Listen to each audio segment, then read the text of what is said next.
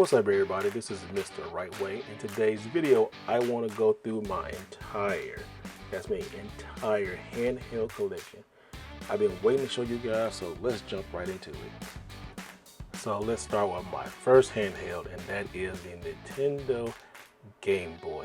This Game Boy is still in great condition. I got this years ago.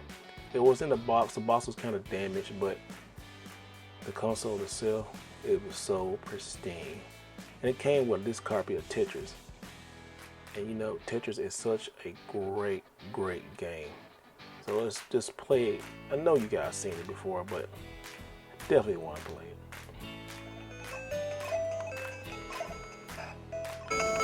This nostalgia. If this doesn't hit you in a certain type of way, guys, I just don't know what to say. This is like, I had hours and hours of fun with this. I mean, Tetris, the Game Boy alone, guys, it brings me joy every time I play this. Now let's look at one thing on the Game Boy that I really did enjoy. And being a photographer, you guys could probably guess it. And it's the Game Boy printer and also the Game Boy camera. This system right here, I want to say, it's probably the world's first, I guess, selfie camera. You let me know in the comments if you think this was the world's first selfie camera. But guys, I absolutely had so much fun with this also. Now the Game Boy printer, it hooked in right here. You see this outlet, and this part right here on the Game Boy, pretty tough to get off sometimes. If you have a really good Game Boy, you know how tough that is to get off. But here you go. And this little, I guess they call it external connector. It's just like a little cartridge. That's all it was. Plug it in, turn it on.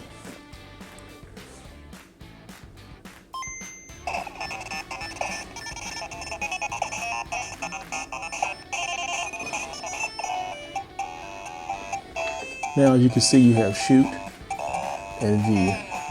So let's shoot. As you can see, if you can barely see it, let's turn this up a little bit. You can kind of see the camera a little bit. That's pretty dope.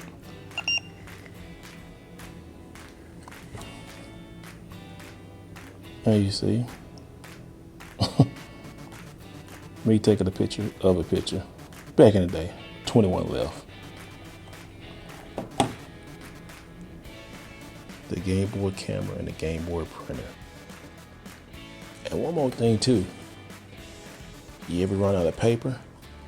Nintendo had you covered. This right here is a box of Game Boy printer paper. It used to be going for a lot, but now you still can probably find some because nobody's using it.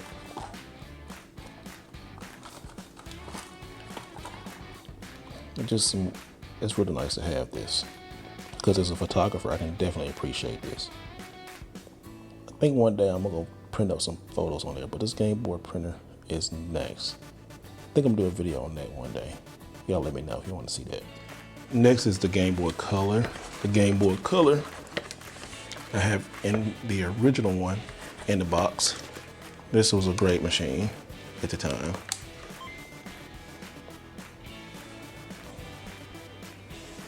Again, the Game Boy, you had to play in a great light. And that was just how it was back in the day. But as you can see, the color on it was really great and a definite upgrade.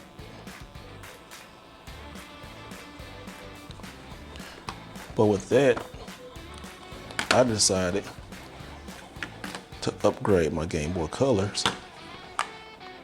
I have these custom screens and custom shells. You can see night and day. So here's the Game Boy Color. This is my newest one. It's a big upgrade. As you can see, this right here has USB-C charging. So basically no batteries, but a rechargeable one.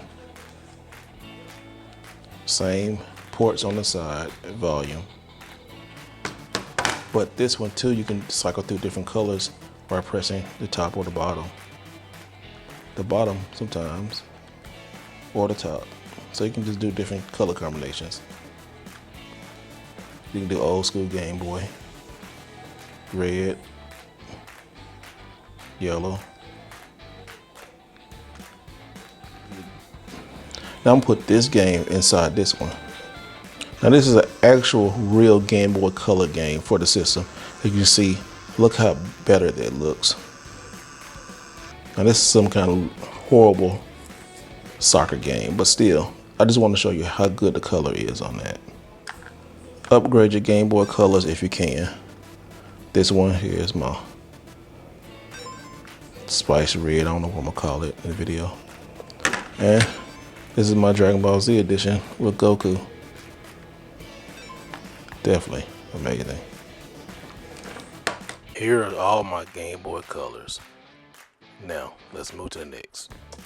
Next up is the Game Boy Advance.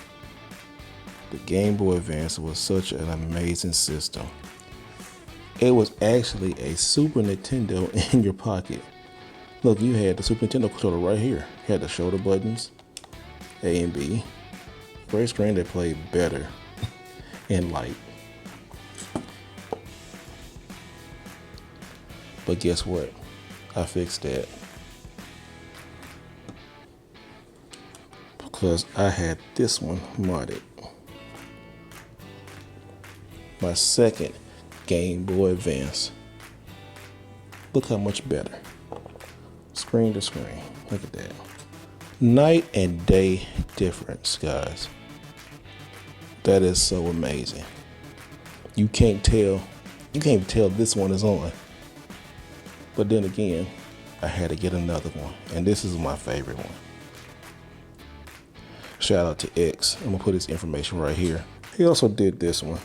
So he's pretty good at making these custom mods. But going to this one. This is like my Mega Man one. And it's so dope. I love this blue shell. You see the batteries in it. Custom stuff. Look at all this custom. This custom shell is dope. And Pokemon Emerald is in here. Actually, I got this game right here. Actually, I got Pokemon Emerald from a pawn shop for like $5. Now this game is going like over $200. Crazy. Let's turn this on.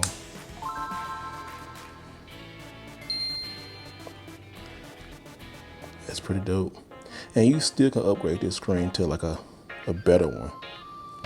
Here are my Game Boy Advances side by side. I don't even really consider this one no more. This is actually just waiting to be modded too.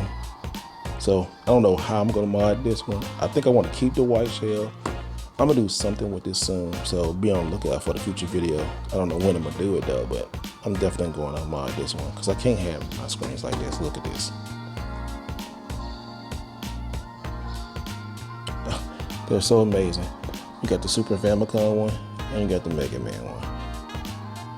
So what do you think, guys, on this one? I mean, I love them both.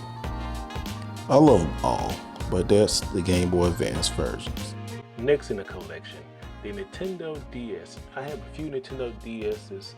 I covered some before, but let's take a look at all of them. Now, first up is the original Nintendo DS.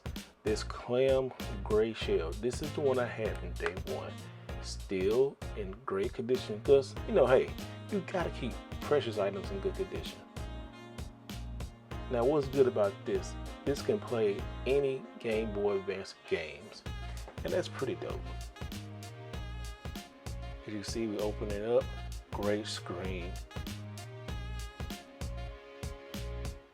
By time, it got better and better. You see right here it says start the GBA game or the DS game, but we're gonna start the GBA game. Now you notice the screen always look dusty because I got so many. I need the dust, but look, great looking screen, and they improved on it. Here's my Nintendo DS Lite. I got this at a garage sale, as you can see. Somebody's name on it, so thank you, Ann Lott. Really appreciate it. But you didn't include a stylus. What's wrong with that? Come on, I need a stylus. But it does the same thing, GBA. a better compact looking screen, but a little dusty. Now here is the Nintendo DSi XL. That's a lot. This didn't get that much love, but it made way for other bigger Nintendo 3DS XLs as you see. Now this one came with 3 games you can see on there, Brain Age and a photo clock, which I don't think a photo clock is a game, but hey. Actually the size is huge. And this one didn't have a stylus either. Same garage sale. Speaking of big, we're comparing this right now to the XLs. And you see, same size, but the XL got a huge and better screen. But I like playing Brain Age on here. And you can see the last person I got it from did Sylvia, so that's pretty cute. And here's a group shot of all of my Nintendo 3DS systems. And these are my favorites, these are my babies. And now we're going to the Game Boy SP. That's right, the Game Boy SP is a Super Nintendo in your pocket. I mean, it's just beautiful, from the clamshell design, from the brighter, bigger, brighter screen. Guys, you deserve to have this in your collection. Now here are all of my Nintendo handheld systems in a nice big group shot. So many, and it's so great. Now let's move into the Sony systems. This is the PSP up front and center with the Vita backing it up. This is the PSP 3001, the PlayStation Portable, playing Soul Calibur. Don't have the music on because I don't know if it's, I got copyright strike at one time about this music, but it is what it is. But you see, great screen. This on the back is so thin, it's nice. Now compared it to the 1000 model, the original 1000, you see, is super big. This 1000 model is kind of broken, so I don't know if I'm gonna fix it, mod it, what I'm gonna do.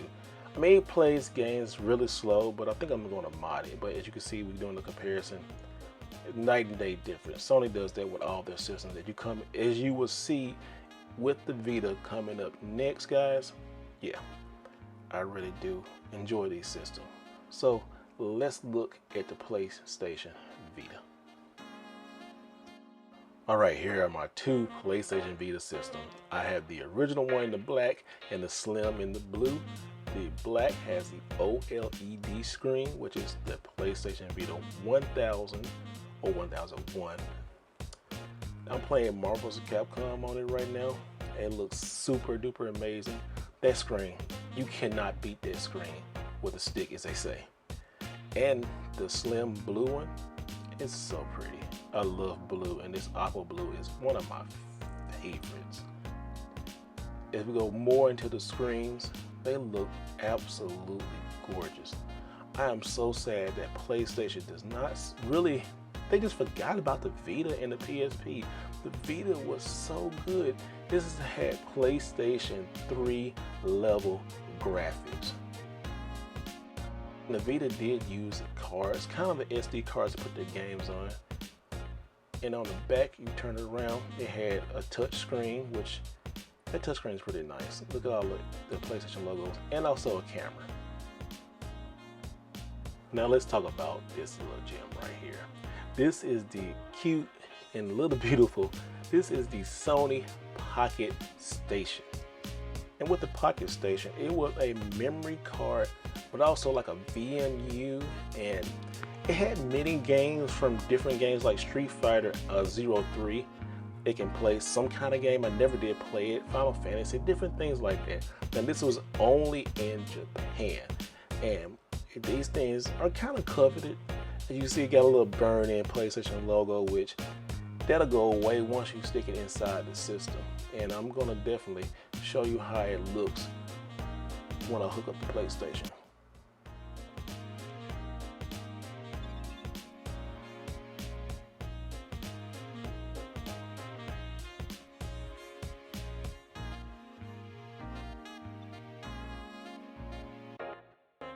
At the end of the 1990s, Sega brought out their handheld to compete with the Game Boy, and it was called the Sega Game Gear. The Game Gear was a beast of a system. It drained batteries, and it was cool. Talking about batteries, this is a battery pack right here. It don't work, but it was good. Also, too, this came at the time with a TV tuner. It didn't come with it, but you could buy a TV tuner, so you can be the popular kid in the classroom with a Game Gear battery pack and a TV tuner.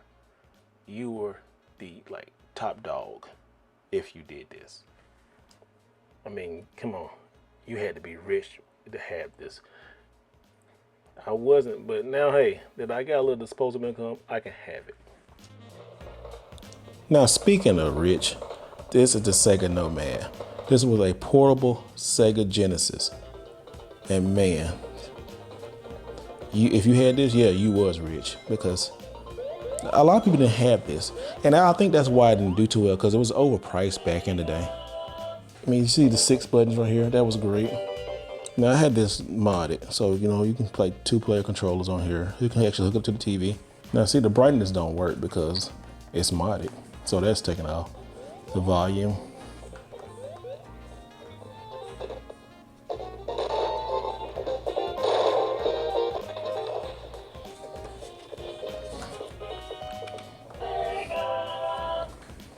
Now, these Nomads are still in high demand, ranging between like $300 and $600, depending on if it's original or if it's modded. If you're a Sega fan, you probably definitely want to get your hands on one of these. Next up is the NeoGeo Pocket Color. This machine is really good. Probably one of the best thumbsticks in the game. Yeah, the clicky joysticks work. Definitely put new batteries in it. The only downfall with these is a screen, because, well, new mods make it totally playable.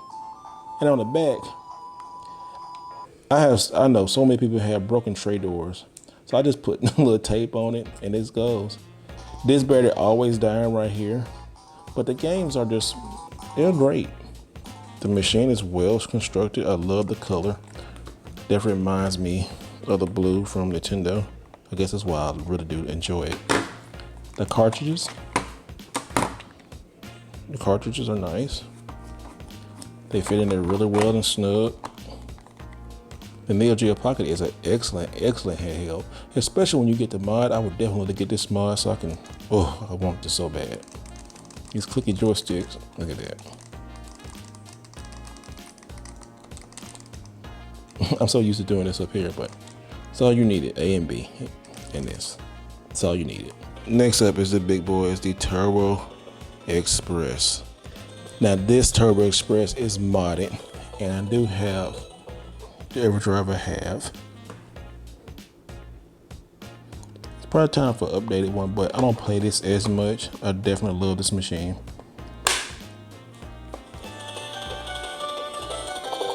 You see how it's got great sound because it's been restored and added a bigger screen.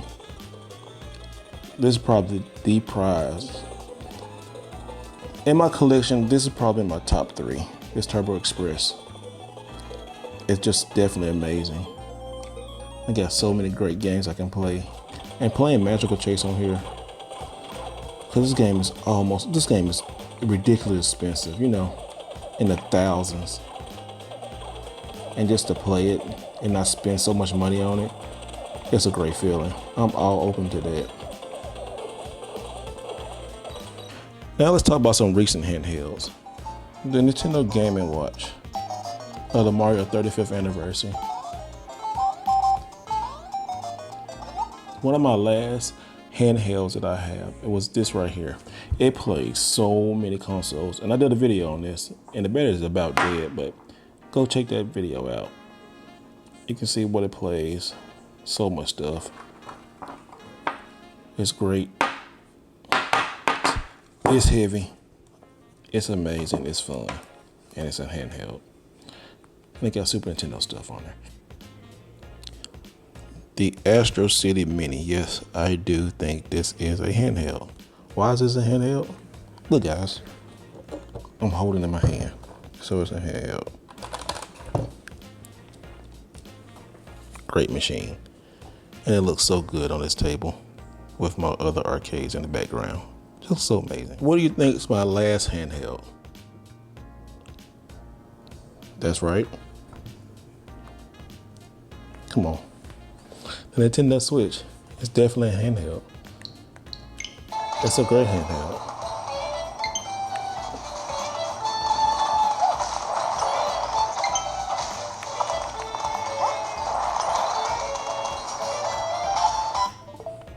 I mean, so many games on here. Even my NeoGeo games.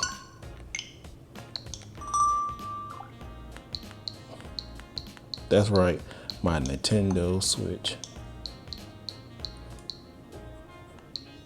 It's probably my #1 handheld that I have today. So guys, I hope you enjoyed this look at all of my wonderful handhelds.